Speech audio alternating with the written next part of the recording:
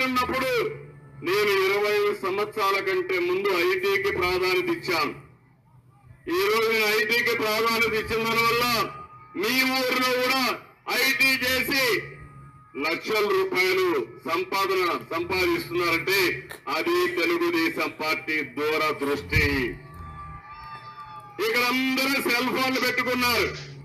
Public meeting కూడా ఇంట్లో ఉండే వాళ్ళు కూడా చూపిస్తున్నారు, లైవ్ పెట్టేసుకుంటున్నారు. దానికి కారణం ఆ సెల్ ఫోన్లు రావడానికి కారణం తెలుగుదేశం పార్టీ. అవునా కాదా అని అడుగుతున్నా.